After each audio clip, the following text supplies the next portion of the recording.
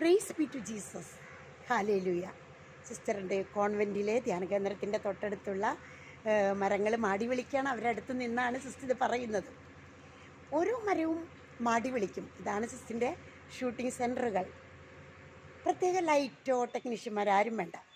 നിങ്ങൾക്ക് ഇത് ധാരാളം മതിയെന്ന് സിസ്റ്റർ വിശ്വസിക്കുകയാണ്. ഈ കാലഘട്ടത്തിൽ പ്രത്യേക പ്രാർത്ഥന എപ്പോഴും ഉരുവിടാണ്. ഓ എൻ്റെ ഈശോയെ, എൻ്റെ പാപങ്ങൾ ക്ഷമിക്കണമേ. ഓ എൻ്റെ ഈശോയെ, എൻ്റെ പാപങ്ങൾ ക്ഷമിക്കണമേ. നരകാഗ്നിയിൽ നിന്ന് എന്നെ രക്ഷിക്കണം. വലിയൊരു ശക്തിയാണ് ജപമാല രഹസ്യങ്ങളുടെ ഇടയിൽ നമ്മൾ ചെല്ലുന്ന ഓ എൻ്റെ ഈശോയെ. കാര്യം നമ്മൾ സ്പീഡിൽ ചൊല്ലി അർത്ഥമൊന്നും ആലോചിക്കാതെ ഭയങ്കര സ്പീഡിൽ നമ്മൾ ചൊല്ലിപ്പോവുകയാണെങ്കിലും ഈ ഒരു പ്രാർത്ഥന വലിയ ശക്തിയാണ്. എപ്പോഴും നമ്മൾ ചൊല്ലേണ്ടതാണ്.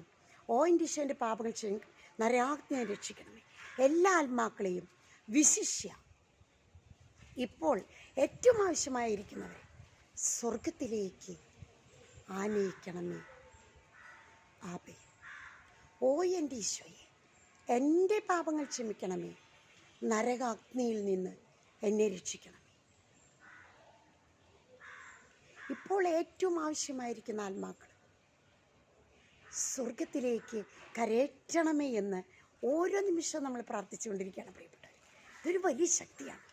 ഓ എൻ്റെ ഈശോ എന്ന പ്രാർത്ഥന നമ്മൾ ജപമാലയ്ക്കിടയിൽ എത്ര സ്പീഡിലാണ് നമ്മൾ ചൊല്ലിപ്പോകുന്നത്. എല്ലാവരും ഈ ഒരു പ്രാർത്ഥന എപ്പോഴും ചൊല്ലട്ടെ, എപ്പോഴും ചൊല്ലട്ടെ എന്ന് പ്രാർത്ഥിച്ചുകൊണ്ട് ആമേൻ. നമ്മുടെ പാപങ്ങൾ, കടങ്ങൾ, ഓർമ്മകൾ, പഴയ പാപങ്ങൾ കർത്താവ് ക്ഷമിക്കട്ടെ, മാപ്പ് തരട്ടെ. എല്ലാവരോടും ക്ഷമിക്കുന്നു, എല്ലാവരോടും ക്ഷമിക്കുന്നു. കർത്താവെ, ക്ഷമ, ശാന്തത. ഗലാത്യക്കാർക്ക് എഴുതിയ ലേഖനത്തിലെ പരിശുദ്ധാത്മാവിൻ്റെ ഫലങ്ങൾ കൊണ്ട് നിറയ്ക്കണമേ എന്ന് നമുക്ക് പ്രാർത്ഥിക്കാം. എല്ലാവർക്കും വേണ്ടി പ്രാർത്ഥിക്കുന്നു. ആമേൻ.